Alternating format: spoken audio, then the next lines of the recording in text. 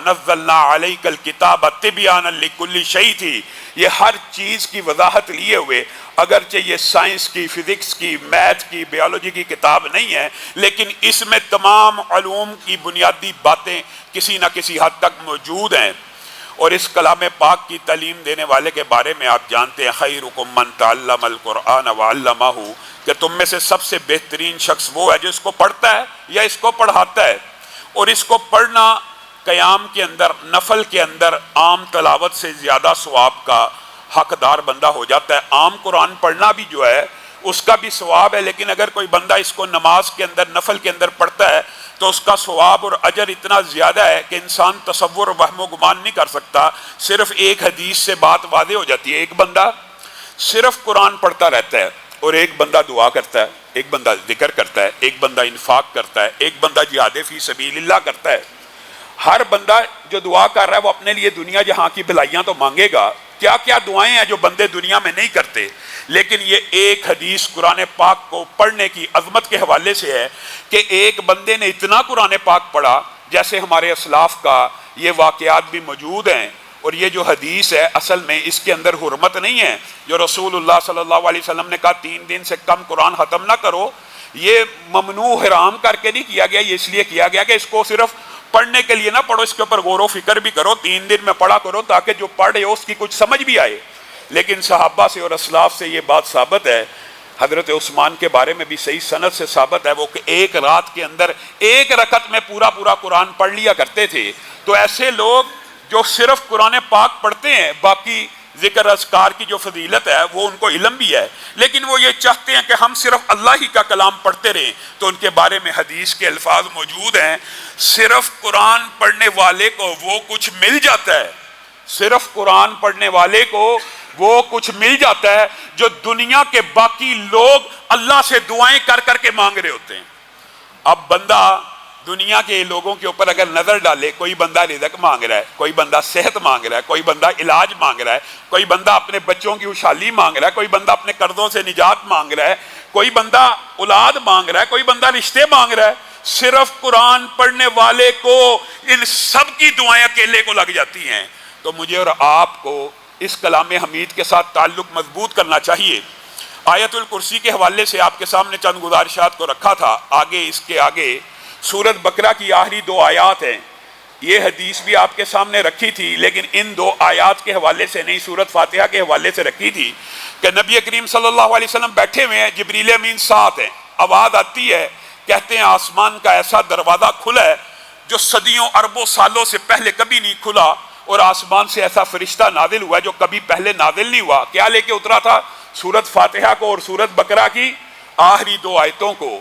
تو یہ اللہ رب العزت کی امت محمدیہ کے اوپر عطا ہے، اور یہ نازل کیوں ہوئی اس کا سیاق و سباق بھی حدیث میں موجود ہے، ان تبدوا ما فی انفسکم او تخفوہ یحاسبکم باللہ۔ صحابہ کو یہ آیت اتنی عظیم لگی، اتنی خوفناک اور دہشت زدہ ہو گئے اس آیت کے ترجمے سے، ان تبدوا ما فی انفسکم، اے اللہ کے رسول ہم پہ روزہ تو فرض کیا گیا، نماز تو فرض کی گئی، حج تو فرض کیا گیا، ہم نے سب احکامات کو مانا، قبول کیا، ہماری استطاعت میں تھا، ہم نے قبول کیا، لیکن اب اللہ نے یہ جو آیت نازل کر دی ہے کہ تم جو چیز دلوں میں سوچتے ہو اس کے اوپر بھی حساب کتاب ہوگا، جو چھپاتے ہو اس کے اوپر بھی حساب کتاب ہوگا۔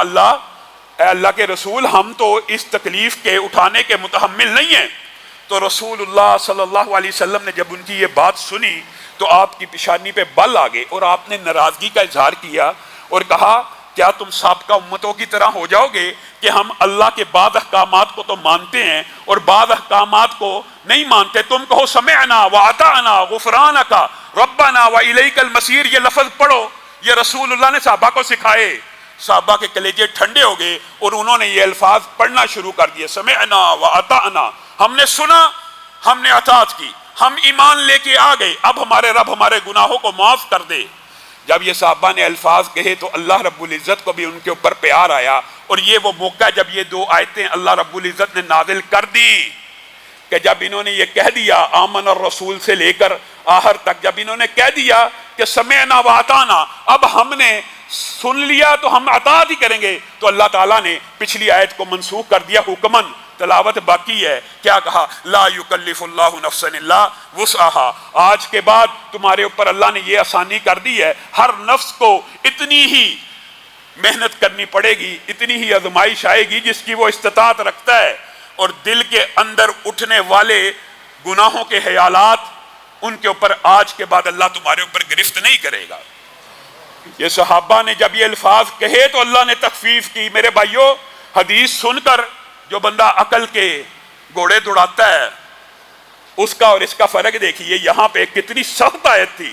اللہ نے تو یہ تک کہہ دیا دلوں میں جو سوچتے ہو، دلوں میں جو چھپاتے ہو، اس کے اوپر بھی گرفت کر لوں گا.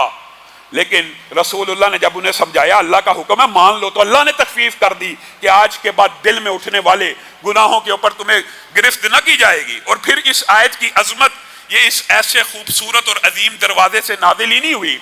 رسول اللہ صلی اللہ علیہ وسلم نے کہا اب یہ نازل ہو گئی ہے نا، اب یہ نازل ہو گئی، تمہارے اوپر تخفیف بھی اللہ رب العزت نے کر دی، تمہارے اوپر رحم بھی کر دیا.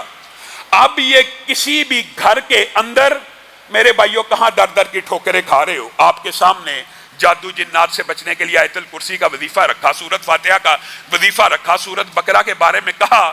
یہ رسول اللہ کا کلیہ ہے، یہ پیر کامل کی ہدایت ہے، یہ ولی کامل نے آپ کو اور مجھے نسخہ بتایا. اب یہ آیتیں تخفیف والی نازل ہو گئی ہیں تو کسی گھر میں صرف کتنے دن پڑھی جائیں؟ 3 دن. صرف 3 دن جو بندہ ان آیتوں کو پڑھے گا شیطان لعین کے ہر شر ہر فتنے سے محفوظ ہو جائے گا. یہ پیر کامل کی جو رہنمائی ہے، ہدایت ہے. اس پیر کی بات ہم نے نہیں ماننی اور گلی کی محلے کی نکر میں بیٹھے ہوئے پیر کے جادو کے ٹوٹکے، کہانت کے ٹوٹکے ہم سب مانتے چلے جائیں گے، لیکن جو رسول اللہ صلی اللہ علیہ وسلم مجھے اور آپ کو دیں گے ہمیں سمجھ نہیں آئے گی. اور اسی پر بس نہیں ہے، رسول اللہ صلی اللہ علیہ وسلم نے ان 2 آیتوں کے بارے میں فرمایا جو بندہ ان کو رات کو پڑھ لیتا ہے. رات کو پڑھنے کے بارے میں یہ حدیث ہے، عام پڑھنے کے بارے میں ہے. 3 دن کوئی بھی گھر میں تلاوت کرے شیطان جنات کے شر سے محفوظ ہو گیا. اور اگر رات کو تلاوت کرتا ہے تو حدیث پاک کے الفاظ ہیں یہ اس کے لیے کفایت کر جائیں گی. اب یہ جو کفایت لفظ ہے آپ کو پتہ بڑا جامع ہے، بڑا معنی ہے. اب یہ بات کیسے پتہ چلے گی کہ کس چیز سے کفایت کرے گی؟ تو صحابہ، تابعین، تبع تابعین کے اقوال کی روشنی میں محدثین نے 5 باتیں نقل کی ہیں. ان میں سے جو اہم باتیں ہیں وہ یہ ہیں: ایک بندہ ہر روز رات کو 1000 آیتوں کا قیام کرتا ہے، ایک بندہ 2000 کا کرتا ہے، ایک بندہ 3000 کا. ہر بندے کی اپنی روٹین ہے. ایک بندہ 100 آیتوں کا کرتا ہے کہ ساری رات کا قیام مل جائے، 100 آیتوں کی تلاوت کرتا ہے. ایک دن وہ سفر میں ہے، ایک دن وہ بیمار ہے، ایک دن وہ مجبور ہے، وہ کچھ نہ پڑھ سکا، اس نے صرف 2 آیتیں پڑھی تو اس کو کفایت کر گئی. کا مطلب یہاں پہ یہ لیا جائے گا جتنی وہ عبادت کیا کرتا تھا اللہ تعالیٰ صرف ان 2 آیتوں کو پڑھنے کی وجہ سے وہی عبادت تحریر فرما دیں گے. یہ محدثین نے بیان کی ہے. اور کفایت کر جائے گی سے ایک مفہوم یہ بھی ہے کہ ساری رات قیام کرنے کی ضرورت باقی نہ رہے گی، صرف یہ 2 آیتیں پوری رات کے قیام کے برابر کفایت کر جائیں گی. اور کفایت کا تیسرا مفہوم محدثین نے یہ لکھا کہ شیطان کے شر سے کفایت کر جائیں گی. اور چوتھا مفہوم یہ لکھا جو دیگر احادیث سے ثابت ہے کہ جادو، جنات، نظر بد وغیرہ سے کفایت کر جائیں گی. اگر یہ آیتیں اتنی عظیم ہیں کہ جادو جنات سے بھی کفایت کر جائیں، پوری رات کے قیام سے بھی کفایت کر دیں، شیطان لعین کے ہر شر ہر فتنے سے بھی محفوظ کر دیں، تو مجھے اور آپ کو پڑھنے میں کیا مسئلہ ہے؟ میں اور آپ پڑھتے ہی نہیں. 2 آیتیں بھی نہیں پڑھی جاتی، ایک آیت الکرسی وہ بھی پڑھی نہیں جاتی. آپ کو آیت الکرسی کے حوالے سے بتایا صبح بھی پڑھنی ہے، شام بھی پڑھنی ہے، 5 نمازوں کے بعد بھی پڑھنی ہے، رات سوتے وقت بھی پڑھنی ہے. اللہ تعالیٰ انسان کے ارد گرد ایک حفاظتی حصار بناتا ہے اور اس حفاظتی حصار کے اندر یہ 2 آیتوں کی بڑی زیادہ اہمیت ہے. اور اسی لیے بعض علماء نے یہ بات لکھی ہے کہ جو بندہ سورت فاتحہ کے بعد آیت الکرسی پڑھتا ہے اور ان 2 آیتوں کو پڑھتا ہے اور ان کے ساتھ آخر کے 4 کل ملا لیتا ہے، شیطان لعین کے ہر شر سے بچ جاتا ہے. اس کے علاوہ جسمانی بیماریوں سے، روحانی بیماریوں سے بھی اللہ رب العزت شفا دے دیتے. نبی کریم صلی اللہ علیہ وسلم نے کہا سورت بقرہ پوری کی پوری کو پڑھا کرو، اس کو پڑھنا باعث برکت ہے، اس کو چھوڑنا باعث حسرت ہے. اور آگے جو جملہ نا وہ میرے اور آپ کے لیے بڑی خطرناک تنبیہ ہے. لیکن یہ ان لوگوں سے نہیں پڑھی جائے گی، یہ حدیث کے الفاظ ہیں، کسی مولوی کے الفاظ نہیں ہیں.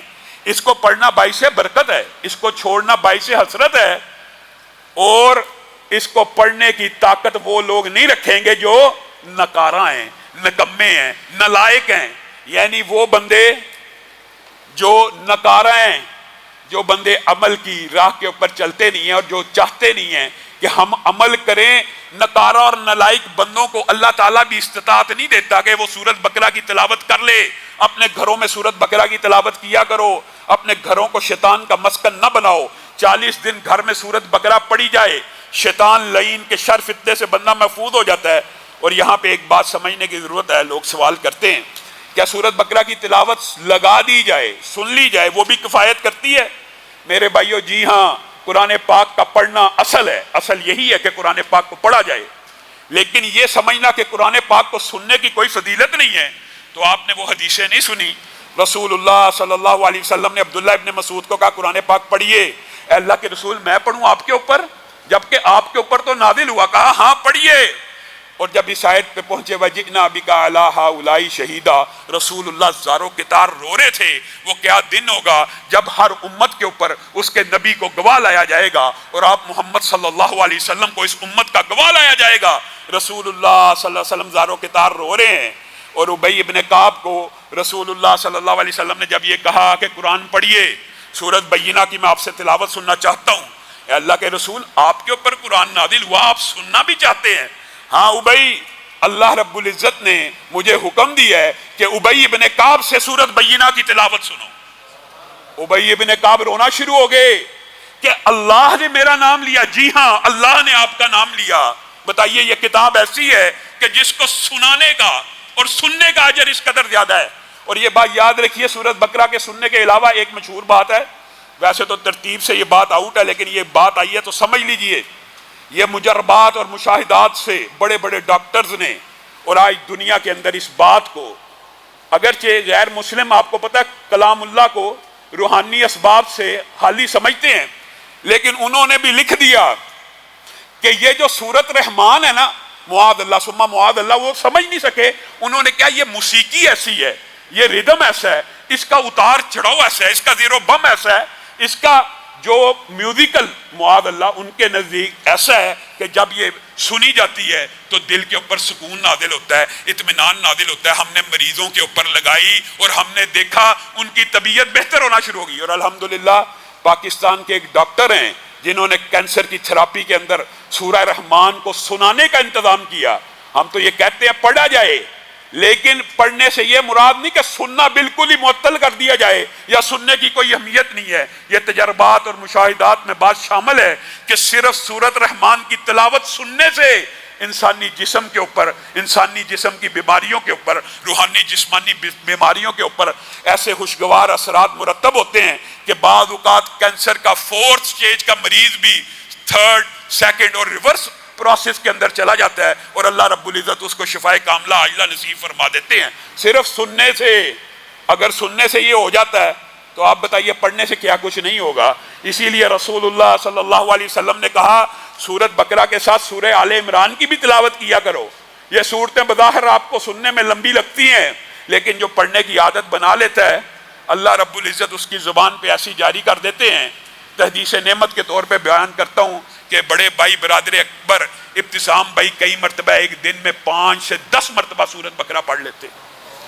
زبان کے اوپر جب جاری ہو جائے اللہ کا ذکر پھر آسان بھی ہو جاتا ہے۔ اگر حضرت عثمان ایک دن میں ایک رکعت میں پورا قرآن پڑھ لیا کرتے تھے، آپ سورۃ بقرہ کے ساتھ سورہ آل عمران کو بھی پڑھا کریں۔ چلو روزانہ نہیں پڑھ سکتے، ایک ترتیب تو لگائیے، ایک شیڈول تو بنائیے، اے اللہ ایک ہفتے میں پڑھ لوں گا، ایک ہفتے میں ایک دن ضرور ایسا آئے گا۔ نہیں کر سکتے تو کم از کم ایک ماہ میں ایک مرتبہ ارادہ کر لیجئے۔ آج کے بعد اس رمضان کے اندر ارادہ کیجئے کہ ہم پوری زندگی میں ہر مہینے ایک مرتبہ، جو ہر روز پڑھے اس کی تو کیا کہنے، جو نہیں پڑھ سکتا وہ گھر میں چلا لیا کرے، جو نہیں چلا سکتا وہ مہینے میں ایک مرتبہ پڑھ لے گا، اس کو کیا فرق ہو جائے گا؟ اور اس کے لیے کیا دنیا ہی میں بہتری ہے؟ نہیں۔ رسول اللہ صلی اللہ علیہ وسلم نے کہا جو ان 2 سورتوں کو پڑھتا رہتا ہے اپنی زندگی کے اندر روٹین بنا لی۔ یہ بھی روٹین ہوتی ہے، یہ بھی بات یاد رکھیں۔ ایک ہفتے کے بعد پڑھنا بھی روٹین ہے، ایک ماہ کے بعد بھی پڑھنا روٹین ہے۔ اس کو بھی مداومت کہتے ہیں۔ کسی بھی عمل کو کسی مخصوص ٹائم طے کر کے کہ میں 1 مہینے میں 1 مرتبہ یہ پڑھا کروں گا، یہ بھی مداومت میں آتا ہے۔ اور محدثین نے یہ بات لکھ لی ہے، یہ سارے خوش نصیب لوگ ان لوگوں میں شامل ہوں گے جو اس حدیث میں رسول اللہ صلی اللہ علیہ وسلم نے کہہ دیا کہ جو بندہ سورۃ بقرہ اور آل عمران پڑھتا رہتا ہے، کل قیامت کے دن یہ ابردار سائے کی طرح، ایک الفاظ یہ ہیں اور دوسرے الفاظ کیا، پرندوں کے غول کی طرح اپنے پڑھنے والے کی حفاظت کرنا شروع کر دیں گی۔ پرندوں کے جب بڑے بڑے جھنڈ اور غول آتے ہیں، کیا بلی یا کوئی جانور اس کو اچک سکتا ہے؟ ایک ہزاروں کا غول ہے، ایک چھوٹا سا جانور اگر اس کے اوپر حملہ کرے گا، وہ غول اس کے اوپر حملہ آور ہو جائے گا۔ سائے دار ابر کی طرح، سائے دار بادل کی طرح اپنی رحمت کے آغوش میں اس کے پڑھنے والے کو کل قیامت کے دن لے لیا جائے گا۔ یا پرندوں کے جھنڈ اور غول کی مانند یہ صورتیں آئیں گی اور اللہ رب العزت سے جھگڑا کرنا شروع کر دیں گی کہ اللہ تعالیٰ یہ مجھے پڑھا کرتا تھا، اب اس کے اوپر عذاب کی ایک چھینٹ نہیں پڑنے دیں گے۔ اب بتائیے، میں اور آپ اگر عذابوں سے بچ گئے، اصل کامیابی دنیا کی خوشگوار زندگی کے بھی کلیہ آپ کو بتائے جاتے ہیں، لیکن اصل کامیابی آخرت کی کامیابی ہے۔ جو اس دن عزت دار رہا وہی عزت دار ہے، جو اس دن ذلت سے بچ گیا وہی اصل میں ذلت سے بچا۔ دنیا میں عزت کما بھی لی، اس دن ذلیل و رسوا ہو گیا، انسان کسی کام کا نہیں ہے۔ اور یہاں پہ ذلت کی زندگی بھی گزار لی، وہاں پہ کامیاب ہو گیا تو حقیقی طور پہ کامیاب ہو گیا۔ میرے بھائیوں، سورۃ بقرہ اور سورۃ آل عمران کے علاوہ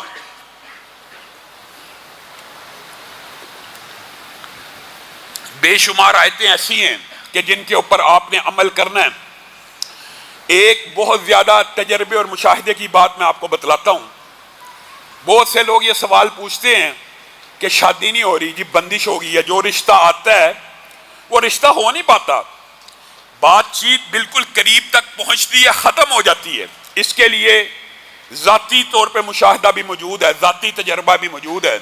ربی انی لما انزلت الی من خیر فقیر، سورۃ قصص آیت نمبر 24۔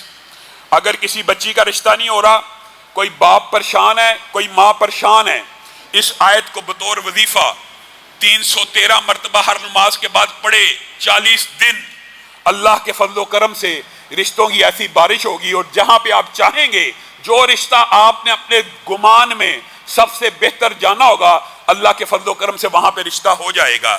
یہ آیت اس بارے میں رشتے کے حوالے سے اہم کیوں ہے؟ یہ بھی مفسرین اور محدثین نے بیان کیا ہے کہ مدین کی گھاٹی کے اوپر جب حضرت موسیٰ گئے تھے تو وہاں پہ دیکھا، آپ نے پورا مشہور واقعہ سنا ہوا ہے، 2 لڑکیاں آئیں، آپ کو سارا واقعہ پڑھا، انہوں نے ان کے لیے ڈول سے پانی نکال دیا۔ وہاں پہ حضرت موسیٰ نے یہ دعا کی تھی، ربی انی لما انزلت الی من خیر فقیر۔ اور میرے بھائیوں، یہ بھی سمجھا کرو، انبیاء بھی کس سے دعا کرتے ہیں؟ اللہ سے۔ اور کیا لفظ بول رہے ہیں؟ ربی انی لما انزلت الی من خیر فقیر۔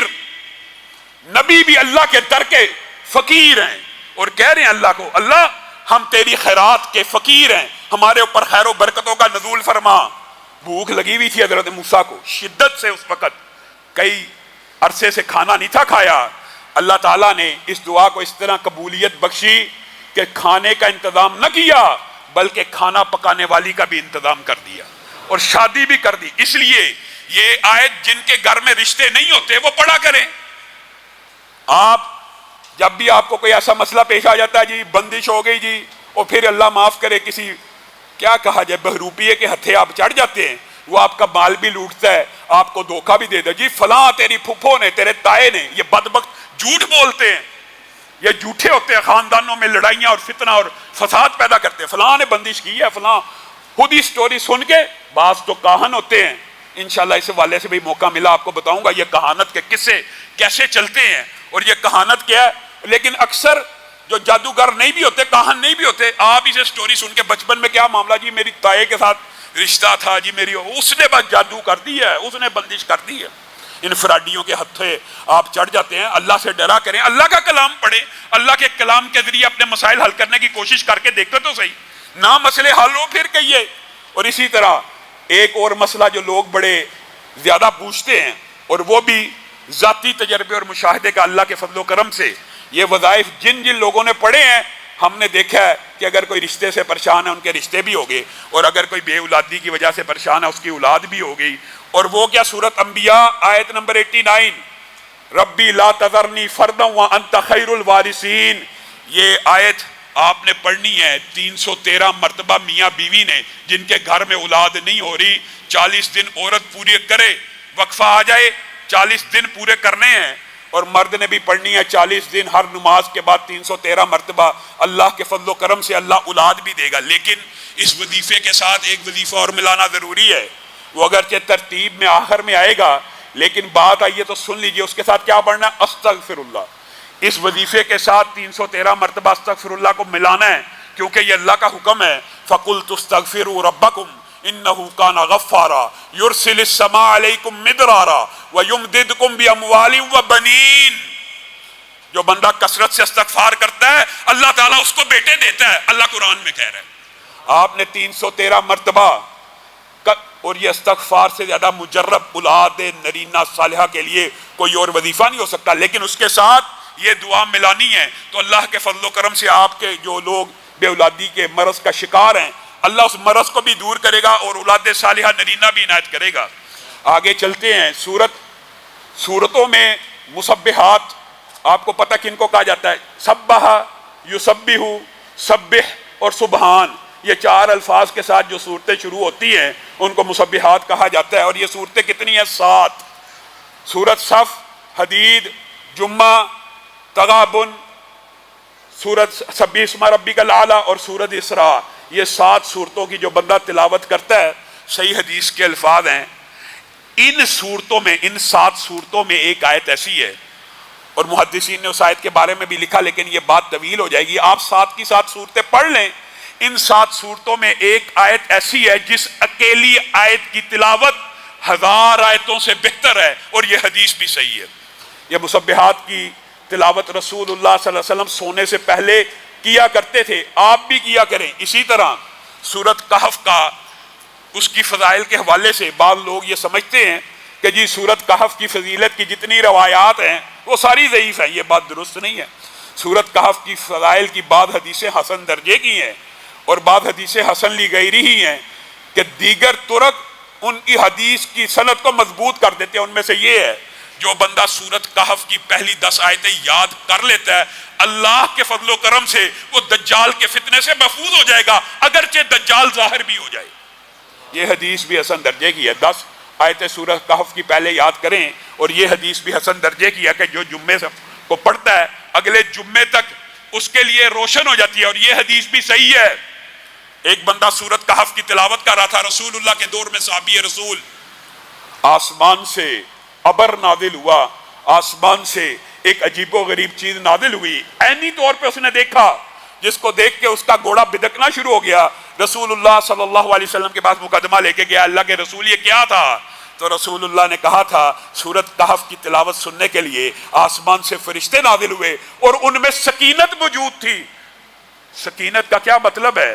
سکینت کا مطلب یہ، اگر کوئی بندہ کینسر کا بھی مریض ہو، کوئی بندہ ڈپریشن کا بھی مریض ہو، کوئی بندہ شوگر کا بھی مریض ہو، آسمان سے جب سکینت اترتی ہے تو اللہ کے فضل و کرم سے جسمانی بیماریاں بھی دور ہوتی ہیں اور روحانی بیماریاں بھی دور ہوتی ہیں۔ تو سورت کہف کے بارے میں یہ 3 روایتیں تو حسن درجے کی ہیں اور صحیح ہیں، البتہ باقی روایات کے اندر علماء کا اختلاف ہے، اس لیے وہ ہم آپ کے سامنے نہیں رکھتے، لیکن ان روایتوں سے پتہ چلتا ہے کہ سورت کی بے شمار اہمیت ہے۔ اسی طرح سورۃ یاسین کے بارے میں یہ بات معروف ہے کہ اس کے بارے میں جتنی احادیث ہیں وہ ضعیف ہیں۔ یہ بات درست ہے کہ رسول اللہ صلی اللہ علیہ وسلم کی زبان مبارک سے سورۃ یاسین کے فضائل امت تک باسند نہیں پہنچے، لیکن حضرت عبداللہ ابن عباس نے سورۃ یاسین کی ایک ایسی فضیلت بیان کی ہے جو صحیح سند سے موجود ہے، اور جب صحابہ کسی شے کی یا آخرت کی کوئی فضیلت بیان کرے نا، مطلب ایک صحابی کے کہ آخرت میں فلاں شخص کو یہ عذاب ہوگا، یہ اگرچہ رسول اللہ نے تو نہیں کہا تو صحابی ہیں، لیکن اس کا حکماً مرفوع ہوگا، کیونکہ صحابی قیامت کے حوال کے بارے میں یا ثواب اور فضیلت کے بارے میں اپنی طرف سے بات نہیں کہتے۔ گویا عبداللہ ابن عباس واحد ہیں جن کو رسول اللہ صلی اللہ علیہ وسلم کا یہ مفہوم پہنچا، اور انہوں نے یہ بات ہم تک پہنچا دی جو بندہ اگرچہ انہوں نے اس کی نسبت رسول اللہ سے نہیں کی لیکن یہ کہا جو بندہ سورہ یاسین صبح پڑھتا ہے شام تک کے لیے اس کے لیے برکات ہیں، جو شام کو پڑھتا ہے صبح تک کے لیے اس کے لیے برکات ہیں، اور بعد دیگر روایتوں میں ہے شام کو پڑھے صبح تک کے لیے آسانی ہے، صبح کو پڑھے شام تک کے لیے آسانی ہے، اور یہ آسانی کا لفظ بھی جامع ہے، آسانی کا لفظ بھی ماننے ہے کہ یہ ہر چیز میں آسانی ہے، رزق کی کمائی کے لیے نکلا اس میں آسانی، شیطان کے شر کا شکار ہے اس میں آسانی، گویا اس سورت کو پڑھنے سے بھی انسان آسانیوں میں مبتلا ہو جاتا ہے۔ اللہ رب العزت جو کہا گیا جو سنا گیا اس کو سمجھنے کی توفیق عنایت فرمائے۔ کل آپ کو پتہ انشاءاللہ آخری عشرہ شروع ہو جانا ہے، اور پاکستان بھر میں جو لوگ اعتکاف کرنا چاہتے ہیں، اعتکاف کا سنت طریقہ یہ ہے کہ جس دن کا اعتکاف کرنا شروع کرنا چاہتے ہوں اس رات سے پہلے مسجد میں پہنچنا۔ کیا مطلب؟ یعنی جو 10 دن پورے کا یا 21ویں کے دن کا اعتکاف کرنا چاہیں وہ کل مغرب سے پہلے مسجدوں میں پہنچیں اور اپنے خیمے میں صبح فجر کی نماز پڑھ کے داخل ہوں۔ گویا اعتکاف کے اندر پہلی شرط یہ ہے کہ جس دن کا رکھنا چاہتا ہے اس سے مغرب سے پہلے مسجد میں آئے، اور اب اگر اعتکاف کرنے کے لیے آ گیا ہے اللہ کی بارگاہ میں پیش ہو گیا ہے پھر ساری رات اللہ کی عبادت بھی کرنی ہے، اور فجر سے پہلے اپنے خیمے میں نہیں گھسنا، اور سنت طریقہ یہی ہے۔ اس کے بعد اپنے خیمے میں آرام بھی کر سکتا ہے اور جو وہ کرنا چاہے کر سکتا ہے۔ ایک بات آئی ہے ضمنی طور پہ تو کہہ کے اپنی بات کو ختم کرتا ہوں، کس قدر عقل کے اوپر پردہ ہے میرے بھائیو۔ اعتکاف سے بہتر آئسولیشن کیا ہو سکتی ہے؟ اعتکاف سے بہتر SOPs کا خیال کہاں رکھا جا سکتا ہے؟ 6 فٹ 10 فٹ کا فاصلہ ہوتا ہے، اس سے بہتر کرنٹینہ اور آئسولیشن جو آپ نے چکر چلایا ہوا ہے اس سے بہتر کہیں پہ ہو سکتا ہے؟ مجالس کی تو آپ نے اجازت دے دی، جلوسوں کی تو اجازت دے دی، یوم علی کے جلوس تو نکلیں گے، مجالس تو ہوں گی، اعتکاف پہ آپ نے پابندی لگا دی۔ گویا اعتکاف کا مسئلہ نہیں ہے، یہ اسلامائزیشن کے خلاف ایک ایجنڈا ہے۔ اللہ رب العزت جو کہا گیا جو سنا گیا اس کو سمجھنے کی توفیق عنایت فرمائے۔